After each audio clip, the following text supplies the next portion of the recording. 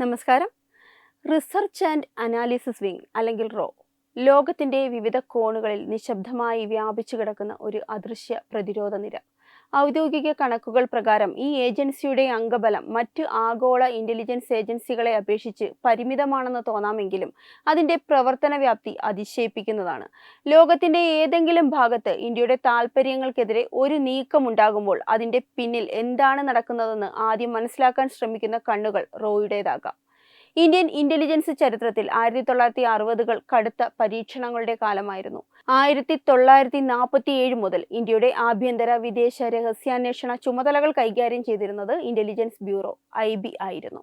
British ഭരണകാലത്തെ മാതൃകയിലാണ് ഇത് പ്രവർത്തിച്ചിരുന്നത്. എന്നാൽ 1962ലെ ചൈനീസ് യുദ്ധം ഇന്ത്യൻ ഭരണകൂടത്തെ ഞെട്ടിച്ചു. ചൈനയുടെ നീക്കങ്ങളെക്കുറിച്ചോ യുദ്ധം തടയാനുള്ള തന്ത്രങ്ങളെക്കുറിച്ചോ കൃത്യമായ വിവരങ്ങൾ മുൻകൂട്ടി നൽകാൻ അന്നത്തെ ഇന്റലിജൻസ് സംവിധാനത്തിന് കഴിഞ്ഞിരുന്നില്ല.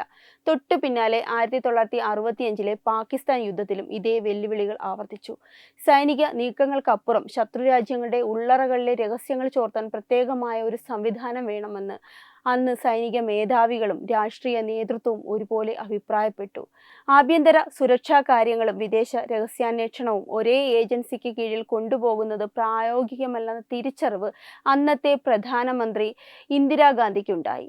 1968 സെപ്റ്റംബർ 21-നാണ് റോ ഔദ്യോഗികമായി രൂപീകൃതമായത്.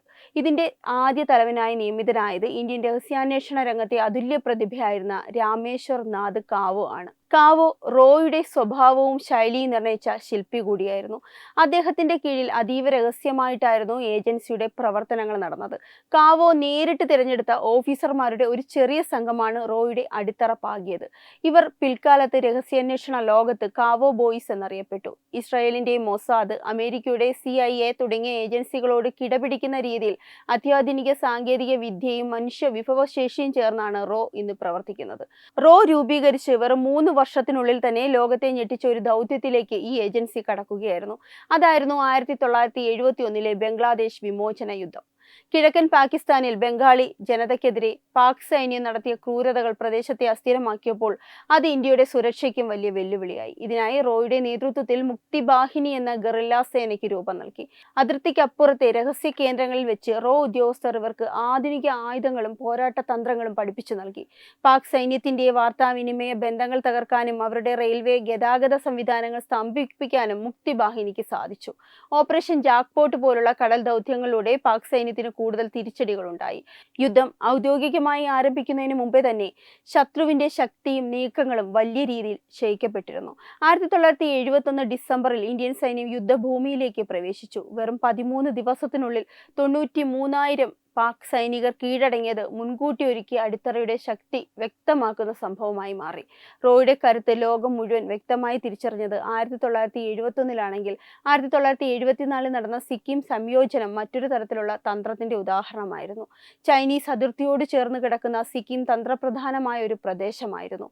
അവിടെ ഉണ്ടായിരുന്ന രാഷ്ട്രീയ അരക്ഷിതാവസ്ഥ ചൈന മുതലെടുക്കാൻ ശ്രമിച്ചപ്പോൾ റോയുടെ ഇടപെടൽ നിർണായകമായി.